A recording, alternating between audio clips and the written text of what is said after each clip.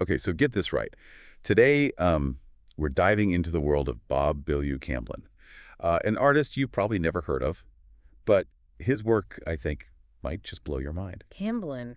The name rings a bell, but I can't quite place it. See, that's the thing with Camblin. He's like this incredibly influential artist, like his paintings are highly sought after, but he's also like super elusive. It's like almost like a secret handshake in the art world, you know what I mean? Interesting. Okay, so how are we gonna decode this whole Camblin mystery today? Well, we're going to try to piece together a picture of his life and work using excerpts from a few different art books. We have some analysis of one of his most famous paintings. It's called River's Reflection. And we even found, get this, a YouTube video essay that tries to get to the heart of his art. Okay, that sounds like a good mix. So what exactly makes Camblin so elusive? Well, Camblin's story, it's anything but ordinary.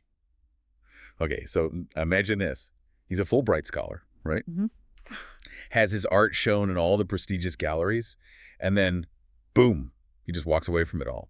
Decides to become this, like, wandering artist, selling his work just to fund his travels. Wow, what a departure. I mean, to reject that kind of traditional path, especially after achieving, so much success early on, there must be a deeper story there. What, pushed him to make that choice, to choose that nomadic life?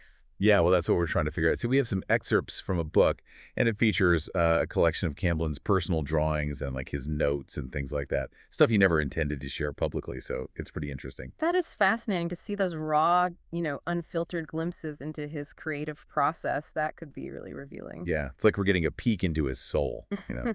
Trying to understand the mind of this artistic nomad. But okay, before we get lost in his personal sketches, let's talk about River's Reflection. Have you seen this painting? I've only seen reproductions, but even those are pretty captivating. There's this incredible blend of realism and surrealism.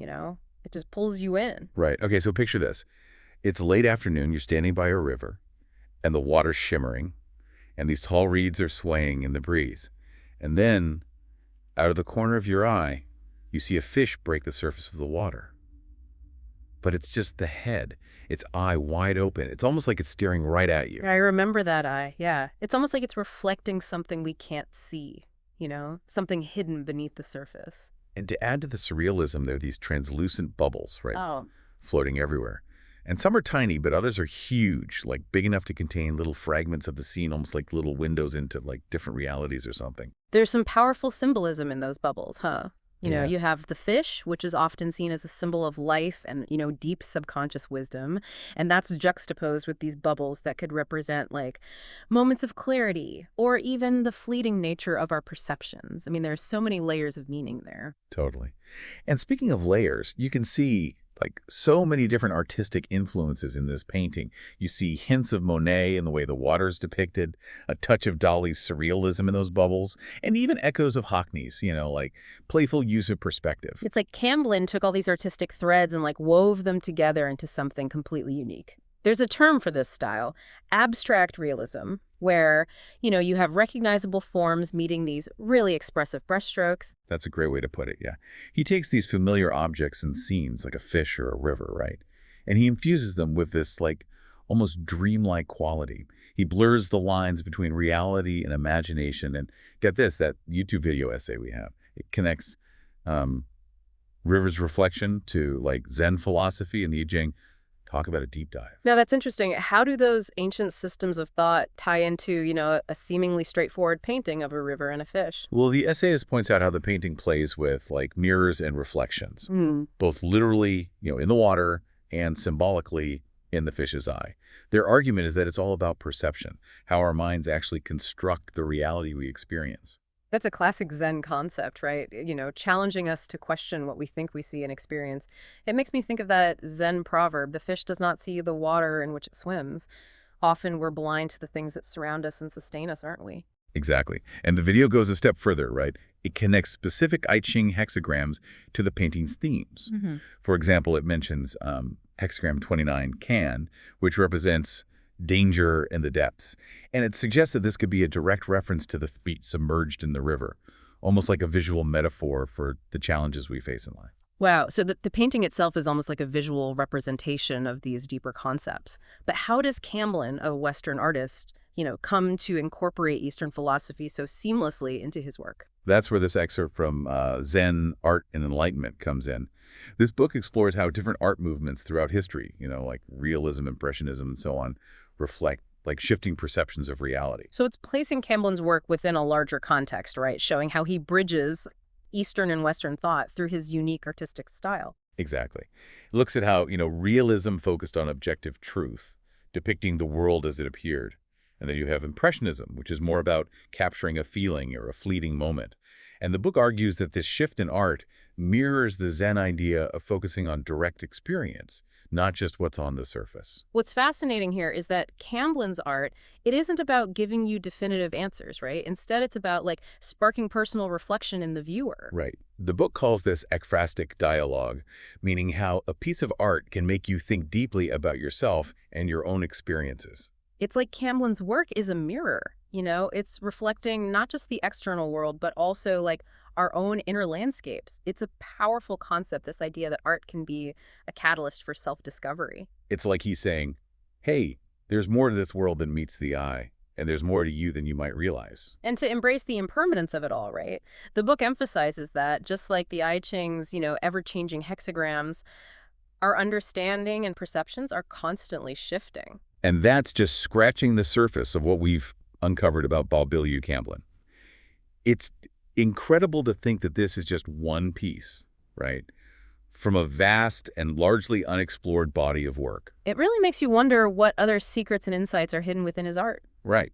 And that's what we're going to explore further. We know that Camblin was incredibly prolific during his, nomadic period.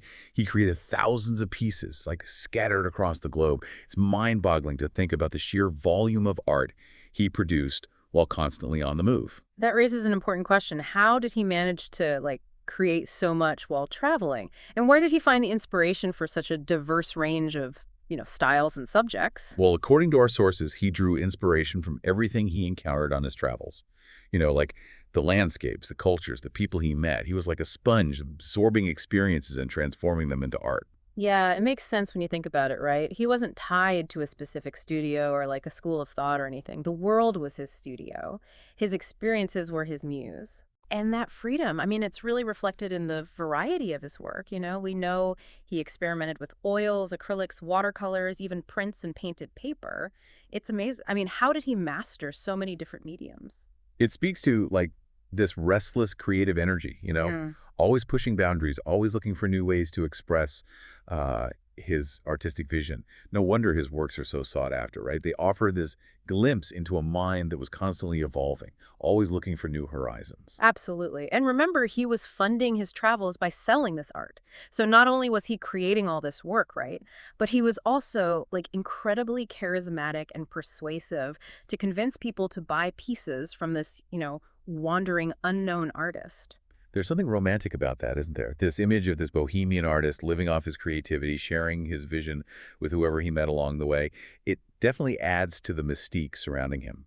And that mystique only grew when he chose to step back from the traditional art world. He wasn't chasing fame or fortune. For him, it was all about the pure joy of creating. Which makes the glimpses we do have into his process, all the more precious. Remember those personal drawings and notes we mentioned? What do those reveal about Camblin, the man behind the art? They're incredibly personal and introspective.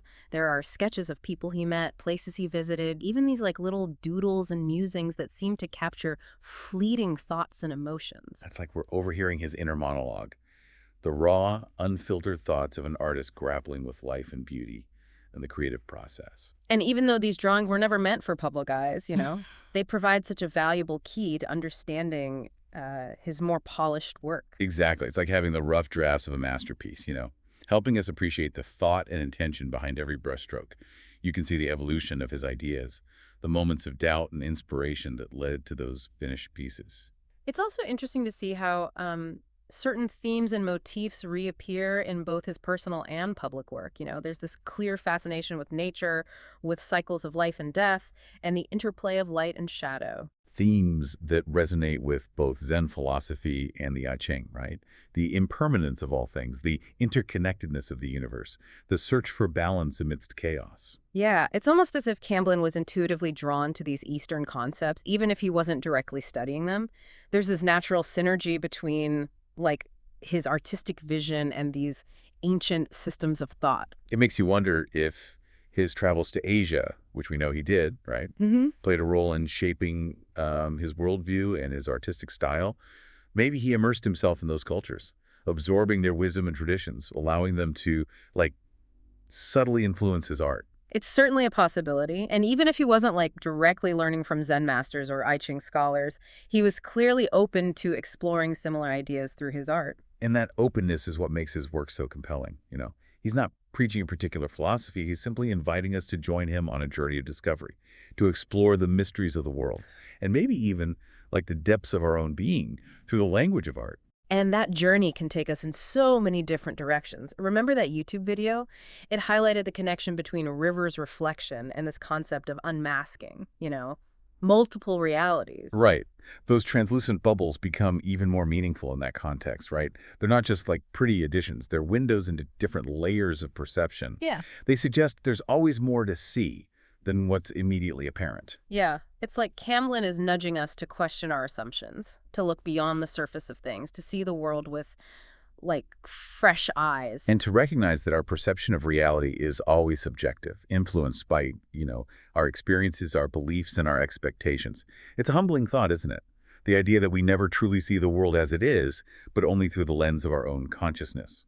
It is a humbling realization, but it can also, like, lead to greater empathy and compassion. If everyone perceives the world differently, who are we to judge others for their views? That's a powerful message, especially in today's world, where we're bombarded with so many conflicting viewpoints and, polarized opinions. Camblin's art could serve as a reminder that there's beauty in embracing ambiguity, acknowledging the limitations of our own perceptions and appreciating the multifaceted nature of reality. Yeah, it's a call to step outside of our comfort zones, challenge our preconceived notions, open ourselves up to new ways of seeing, understanding the world. And to remember that the journey of self-discovery is always ongoing, constantly evolving, just like the ever-changing hexagrams of the I Ching. And speaking of pushing boundaries, let's talk about Camblin's later work, where he started collaborating with, other artists. Oh, that's right. It wasn't all solo exploration. You wouldn't necessarily expect that from someone with, like, such an emphasis on personal expression and subjective experience. Who did he work with? One of his most important partnerships was with a fellow artist named Earl Staley. They met in Houston in the late 1960s and started creating these really, like, avant-garde events and exhibitions together. Events? That sounds interesting. What kind of events were they? Like performance art pieces, happenings? It seems like a mix of everything. They were really challenging traditional ideas of art and authorship, focusing more on the process of creation itself rather than just the, like, finished product. It's like they were early conceptual artists, Yeah. using these collaborations to explore new ideas and redefine what art could be. And get this, Camblin often refused to take individual credit for the work they created together. He'd sign them as, like, Anonymous Boxco or Anonymous Artists, putting the emphasis on the collective nature of the creative process. That's pretty remarkable. It really speaks to his humility, his willingness to let go of ego in service of a larger artistic vision. It wasn't about, like, personal fame or recognition. It was about creating something meaningful and impactful, regardless of who got the credit. It's a radical approach, especially in a field that often prizes, individual genius and ownership. But it aligns with his connection to Zen philosophy, which emphasizes the interconnectedness of all things and letting go of the ego. Exactly. It's as though he was, like, living out these principles through his collaborative work, Yeah. showing that true creativity can flourish when we release our attachment to, like, individual accomplishment and embrace the power of collective expression. And those collaborations led to the development of a groundbreaking style called mouches volantes. Mouches volantes, I've heard that term before. It's French for floaters, right? Those little specks or strands we sometimes see in our vision. But how did that translate into an artistic style? It's pretty wild. Camblin and his collaborator, Nancy Giordano, started using, like, dots and dashes to create these optical illusions that played with the viewer's perception. So it's kind of like pointillism, but with a more like surreal and mind-bending effect. Were they inspired by, other artistic movements or techniques? Definitely. Think of artists like M.C. Escher and Salvador Dali, both masters of optical illusions and surreal imagery. They were also drawing from Dada and surrealist techniques, which emphasized, randomness, absurdity, and exploring the subconscious. It sounds like they took these existing artistic languages and like combined them to create something entirely new. And that playful, experimental spirit is at the heart of Bush's Volantes. It's all about blurring the lines between reality and illusion, inviting the viewer to be an active participant in creating meaning. It's a fascinating concept. It elevates the idea of subjective experience to a whole new level. It's not just about how each individual interprets the artwork, but how the artwork itself manipulates our perception. Yeah. It's like the artwork is having a conversation with the viewer. Mm-hmm. A dynamic exchange of perception and interpretation. You're not just passively observing, you're actively engaged with the very nature of reality. And that engagement can be exhilarating and disorienting. It's like walking into a hall of mirrors, where nothing is what it seems. It reminds us that reality is fluid, ever-changing, and that there's beauty and wonder to be found in the unknown. But we're not done yet. We haven't even touched on Camblin's Vanitas and Las Meninas series. Oh, yes. Those are intriguing titles. Vanitas paintings, traditionally explore themes of mortality and the fleeting nature of life. And Las Meninas refers to that famous painting by Velázquez, the one that plays with perspective and illusion. How did Camblin approach these classic themes? Well, with the Vanitas series, he moved away from the traditional still life format. Instead, he created these haunting, almost abstract landscapes that evoke a sense of loss and impermanence. It sounds like he was taking, the core concept of Vanitas and expressing it through his own, unique visual language, rather than simply recreating those, traditional images. What about Las Meninas? How did he engage with Velázquez's masterpiece? Oh, he took those ideas of perspective and illusion to a whole other level. He created these, multi-layered, fragmented compositions, and they seem to shift and change as you look at them. It's like, imagine Velázquez's painting. Right? Yeah. Deconstructed and then reassembled in a way that reflects Camblin's own fascination with, perception and the subjective nature of reality. That's incredible. It's not just a tribute. It's like he's having a conversation with art history, reimagining this classic work through the lens of his own artistic vision. Exactly. And by doing so, right, he's prompting us to reconsider our own assumptions about art, perception, and the very nature of reality. It's a reminder that great art, it's never static, it's constantly evolving, and each generation has the opportunity to reinterpret and reimagine the works of the past. And Camblin, with his blend of Eastern and Western influences, his mastery of multiple mediums, and his willingness to break with convention, seems particularly well-suited for this task, right?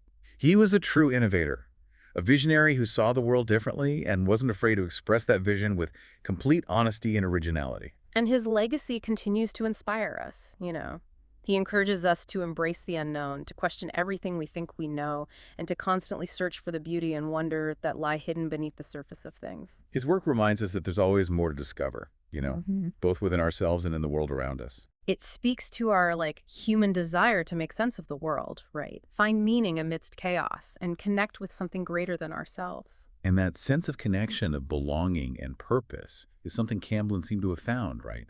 Through his art, his travels, and his embrace of Eastern philosophy. And by sharing his vision so generously, he invites us to find our own paths, to explore those same mysteries, and to discover the infinite possibilities within each of us. What an incredible journey this has been. From his unconventional beginnings to that, mind-bending Bush's Volantes style, Camblin's story is full of surprises and insights. But before we wrap up this deep dive into the world of Bob Camblin, I want to leave you with one final thought. Remember how we talked about his art being like a mirror, reflecting our own perceptions? Yeah, that idea of acrostic dialogue, using art as a way to learn more about ourselves, it's a powerful concept. Well, if we think of Camblin's entire body of work as one giant mirror, reflecting not just individual perceptions, but the evolution of artistic thought and philosophical inquiry, what does your reflection reveal? That's a great question to consider. It challenges us to think about where we fit into this, larger tapestry of human experience, how our own perspectives are shaped by the artists and philosophers and cultural influences that came before us. Exactly. It encourages us to think about what we might contribute to that, ongoing conversation.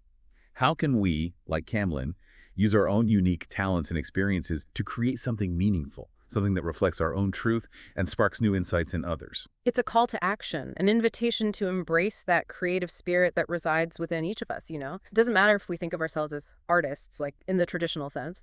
We all have the potential to create, to express ourselves, and to leave our mark on the world. And who knows? Maybe someday someone will be diving deep into your work, trying to unravel the mysteries and meanings you've woven into your creations. What a legacy that would be. It would be an incredible honor to inspire future generations to, think differently, see the world with fresh eyes, and continue this never-ending quest for understanding and enlightenment. So there you have it. A glimpse into the fascinating and often perplexing world of Bob Camblin, an artist who defied categorization and left behind a legacy of wonder and intrigue. I hope this deep dive has, sparked your curiosity and inspired you to seek out his work, contemplate its mysteries, and engage in your own ekpharistic dialogue with his enigmatic creations. Remember, the beauty of art, it isn't about finding all the answers. It's about embracing the questions, allowing the work to challenge our assumptions and broaden our horizons. Keep exploring, keep questioning, and keep creating. You never know what hidden depths you might uncover both within yourself and the world around you. Until next time, keep diving deep.